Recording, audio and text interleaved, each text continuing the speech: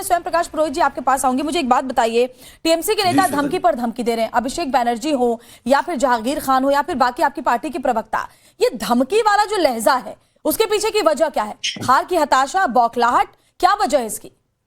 ये एक वीडियो दिखा रहा हूं, ठीक है।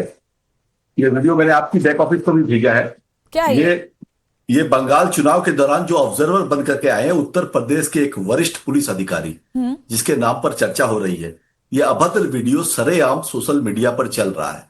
ये बंगाल के अंदर में आकर के महिलाओं के नाम पर वोट मांग रहे हैं, नारी वंदन की बात करते हैं, और ऐसे एक अधिकारी को जिसका ये चरित्र है, उस व्यक्ति का ये वीडियो सरेआम चल रहा है। मैंने आपकी बैक ऑफिस को भेजा है। देखिए, ऑब्जर्वर को नियुक्त करना चुनाव को प्रभावित करने के लिए आप अन्य प्रदेशों से बुलाए, यहां के लोगों को आपने हटा दिया। करीब 483 अफसरों का तबादला अपने अन्य प्रदेशों में किया। 15 राज्यों के 20 राज्यों के चुनाव में इतने तबादले नहीं होते हैं जितना एक पश्चिम बंगाल को जीतने के लिए पूरी की पूरी केंद्र सरकार लग गई। और ये जो महानुभाव है, हिंसा भी किसी और राज्य में चुनाव के दौरान नहीं हुई है, ये भी तो बोलिए ना। नहीं, देखिए, पश्चिम बंगाल की जो हिंसा है चुनाव के दौरान, मैं ये कहूंगा कि देखिए, भारतीय जनता पार्टी, आपके पास क्या आंकड़ा है आप मुझे बताइए। 15 साल के शासन में पॉलिटिकल हिंसा में कितने लोग मरे, आप मुझे बताइए। 15 साल के शासन में आप सिर्फ एक चुनाव की बात मत करिए, आप डाटा की बात करिए कि 15 साल के चुनाव के अंदर में 300-400 लोग अगर भरते हैं, मैं एक भी व्यक्ति की मृत्यु नहीं होनी चाहिए। मगर आपको बता देता हूं, 34 साल का जो वामपंथी काला शासन था, 62,000 विपक्षी पार्टियों के नेताओं को मार दिया गया, काट दिया गया, गाड़ दिया गया। अच्छा, मुझे एक बात बताइए, 90% से ज्यादा मतदान हुआ है पहले चरण के चुनाव में। आपको नहीं लगता है इसी वजह से, क्योंकि लोगों के अंदर डर नहीं था? इस बार सेंट्रल फोर्सेस की तैनाती की वजह से लोग अपने आप को महफूज फील कर रहे थे और बाहर निकले बड़ी संख्या में वोट करने के लिए। श्वेता जी, देखिए जो पहले चरण में जो वोट हुआ है, 93% वोट हुआ है। नंबर ऑफ वोटर्स कितने हैं? नंबर ऑफ वोटर्स को आप उसके साथ देखिए कि पिछली बार जो चुनाव हुआ था उस समय कोरोना की महामारी थी, उसके बाद में आबादी बढ़ी है, लोगों के फॉर्म भी बड़े हैं, उसके बावजूद 25 लाख लोगों ने ज्यादा वोट दिया है। 27 लाख लोगों के नाम इन्होंने काट दिए, तो अच्छी बात है कि मतदान ज्यादा हुआ। लेकिन स्वयं प्रकाश जी, मैं बाकी मेहमानों के पास चलती हूँ, मुझे एक आखिरी बात आप बताइए। जिस तरह की भाषा का इस्तेमाल किया जा रहा है कि हम काट देंगे, आपके प्रवक्ता कहते हैं कि भाग नहीं पाओगे, भागोगे तब भी कहीं भी छुप जाओ, आपको बीजेपी वाले बचा नहीं पाएंगे, हम FIR करेंगे। जहांगीर खान कहते हैं कि CRPF को हम हवा में उड़ा देंगे। ये भाषा आपको सही लगती है? देश का गृह मंत्री अगर बोलता है कि मैं आप अपना जवाब दीजिए ना, बाद में उल्टा लटका दूंगा, मेरी बात का जवाब मैं दे रहा हूं, उल्टा लटका दूंगा, और ऐसे अधिकारी आकर के बंगालियों को घर में जाकर के धमकी देते हैं कि आपको वोट देना है तो कमल चिन्ह पे देना है। ऐसा कोई धमकी नहीं, उन्होंने कहा कि अगर कोई धमकाएगा वो नहीं चलेगा। कौन धमका रहा है? आप धमका रहे हो, ये आपको कौन बोला? अधिकार प्रत्याशी बोलेगा ना, आप कौन है? मैंने खुद सुना है, अगर कोई ऑब्जर्वर है तो उसका काम है कि लोगों के मन में डर ना हो, वो डरे नहीं और एक निर्भीक माहौल में आकर मतदान करे। ठीक है, डॉक्टर धनंजय गिरी हमारे साथ भारतीय जनता पार्टी के प्रवक्ता भी जुड़े। डॉक्टर धनंजय, जवाब दें आप इनकी बातों का। देखिए, पिछले सिर्फ 36 घंटों में 1543 गिरफ्तारियां हुई, जिसमें नदिया से 32, पूर्व वर्धमान से 479, हुबली से 49, हावड़ा से 32, नॉर्थ 24 परगना से 319, दक्षिण 24 परगना से 246, कोलकाता नॉर्थ 109।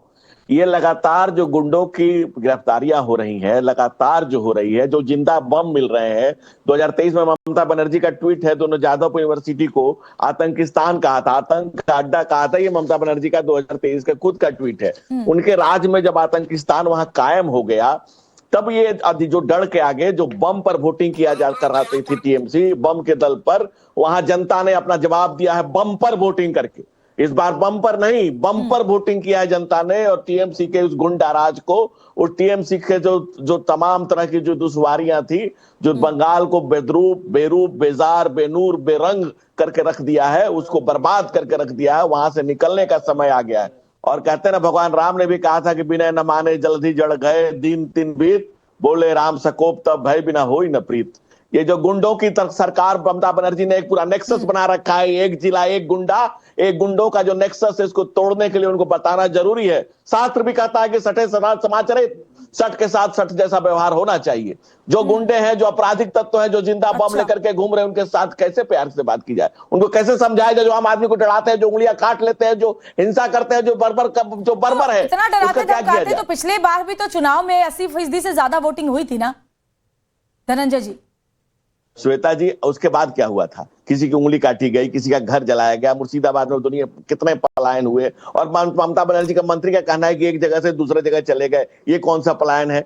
आप जिस तरह से बंगाल को बर्बाद कर रहे हैं, बंगाल को जो किस तरह से बेआबरू कर रहे हैं वहां की महिलाओं को, 37% सीटें अकेले बंगाल में। आईपीएस शर्मा के वहां पर जाने को लेकर, ऑब्जर्वर बनाने को लेकर, उसको और बेहतर तरीके से निर्मल कौर पूर्व डीजीपी हमारे साथ हैं, उनसे समझने की कोशिश करते हैं।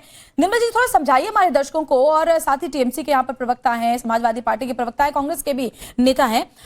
चुनाव आयोग डिसाइड करता है कि किस ऑफिसर को कहाँ जाना, ऑब्जर्वर बनना है। भारतीय जनता पार्टी तो डिसाइड करती नहीं है, कोई राजनीतिक दल तो डिसाइड करता नहीं है। उस जगह की संवेदनशीलता को देखते हुए, वहां के हालात और हिंसा को देखते हुए इस तरह की जो ऑब्जर्वर बनाने की प्रक्रिया है वो पूरी की जाती है। इसको आप किस तरह से बताएंगी ताकि जो सियासत इसको लेकर हो रही है उसको और बेहतर तरीके से समझा जा सके?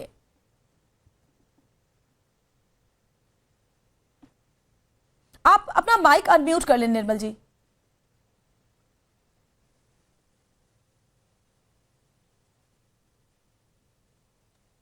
जो भी ऑब्जर्वर अपॉइंट होते हैं वो राज्य के बाहर के ही हमेशा होते हैं। नियमानुसार ना तो उस राज्य के निवासी हो सकते हैं, ना उस काडर के हो सकते हैं, और वो बाहर से ही होते हैं। तो ये कहना कि क्योंकि यहाँ ये कर रहा है और उसको मतलब इस तरह का इशू बनाना, जैसे जहांगीर साहब के शब्द जो अभी आप ही के उसमें सुन रहे थे, धमकाने वाले शब्द, वो तो एक अनुशासित पुलिस ऑफिसर है, वो गए ऑब्जर्वर बन के अपना काम कर रहे हैं। वो तो मात्र इतना कह रहे हैं, आपकी हमने क्लिप में भी देखा कि किसी को डराना धमकाना नहीं है।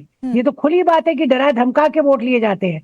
पिछली बार भी जब चुनाव खत्म हुआ 2021 में, तो कितनी बाद में हिंसा हुई थी। चुनाव के बाद उन लोगों के घर तोड़े गए थे, पुल थे, घर जला दिए गए थे, स्त्रियों का रेप किया गया था। क्या नहीं किया गया था पिछली बार पोस्ट पोल वायलेंस में।